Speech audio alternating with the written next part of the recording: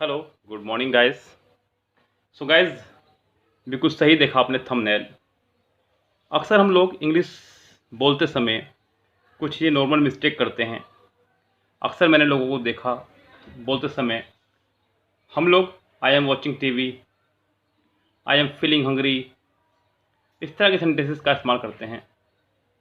लेकिन ये sentence English grammar में पूरी तरह से रॉन्ग हैं। लेकिन हमें ये बताया गया है कि इंग्लिश स्पीकिंग में आप कुछ भी बोल सकते हैं। लेकिन स्टूडेंट, इंग्लिश स्पीकिंग भी इंग्लिश ग्रामर का ही एक हिस्सा है। ऐसा कुछ भी ज़रूरी नहीं है कि आप इंग्लिश में कुछ भी बोल सकते हैं। ऐसा नहीं है। इंग्लिश के भी अपने रूल हैं बोलने के। अगर आप सही सेंटेंस बोलते हैं तो सामने वाले पर एक अलग ही इंप्रेशन उसका पड़ता है। अगर आप गलत सेंटेंस बोलते हैं तो सामने वाले पर उसका इम्प्रेशन भी अलग ही पड़ता है। वो समझ जाता है कि आप किस लेवल पे और किस स्तर पर तैयारी करके आ रहे हैं। चलिए, मैं आपको आज इसी तरह के कुछ वर्ड्स और कुछ सेंटेंस से रूबरू करवा रहा हूँ जो अक्सर आप लोगों ने गलत बोले होंगे और आज तक आपने उनका इस्तेमाल गलत ही किया होगा। लाइक आपने सुना होगा watch, see, look, here, smell, taste, feel, hate, love, like, dislike और भी ऐसे बहुत सारे वर्ड हैं हमारे पास में। Understand,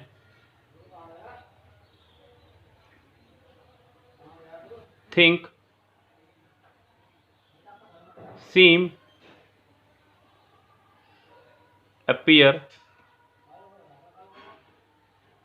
recognise. ये एक बहुत बड़ी शब्दों की एक लिस्ट है जिनका कंटिन्यूअस टेंस में आईएनजी फॉर्म होता ही नहीं है।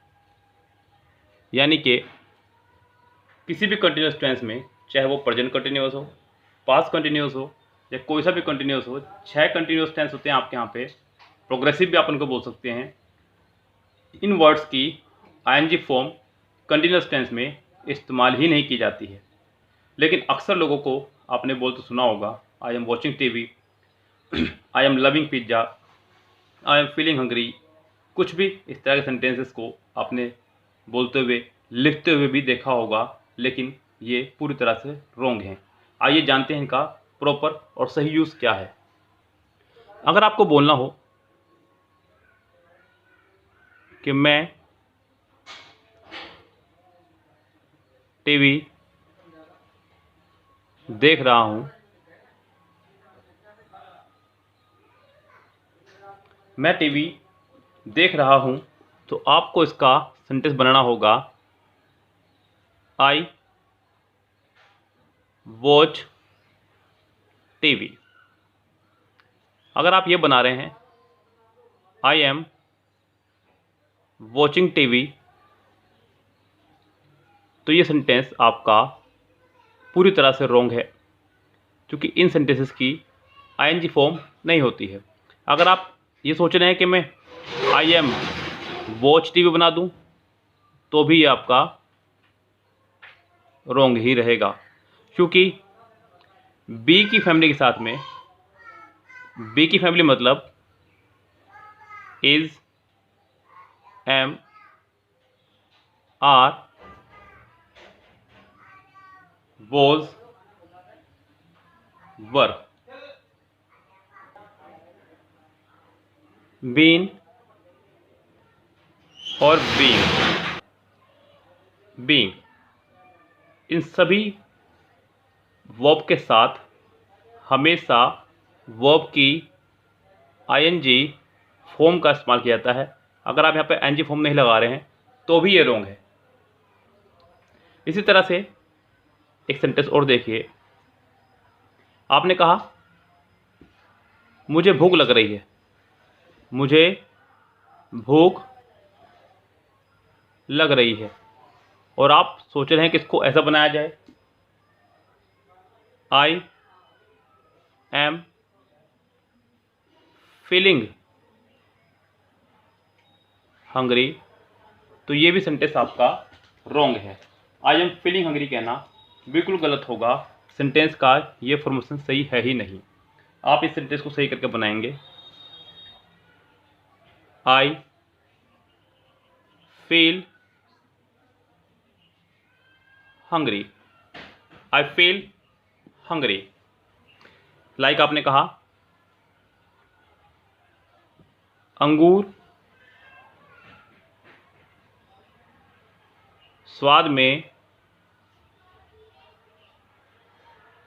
खट्टे लग रहे हैं, तो भी आप इसको बनाएंगे इंडेफिनेट ही। आप बनाएंगे the grapes taste sour, the grapes taste sour, अंगूर स्वाद में खट्टे लग रहे हैं। इसी तरह से अगर आप बोल रहे हैं कि मुझे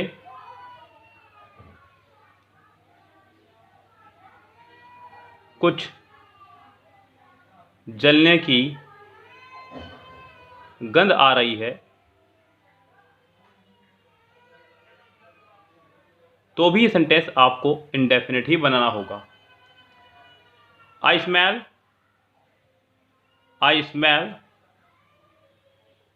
समथिंग बर्न, मुझे कुछ जलने की गंध आ रही है। सो स्टूडेंट याद रखिए, जितने भी ये वर्ड मैंने आपको बताए, सी, लुक, वॉच, जितने भी वर्ड आपको बताए मैंने, see, look, watch, feel, hate, love, like, dislike, remember, seem, appear, understand, believe, thinking, know, hear, listen, आप इस तरह के सभी वर्ड्स का सेंटेंस प्रेजेंट इंडेफिनिट या पास्ट इंडेफिनिट में ही बनाएंगे। कंटिन्यूअस टेंस में आप इनको नहीं बनाएंगे।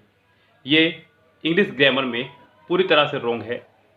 सो उम्मीद करता हूँ आपको ये छोटा सा टॉपिक आज समझ में आया होगा और आगे आप इस तरह की गलती नहीं करेंगे। तो फिलहाल चलते हैं। Goodbye, have a nice day.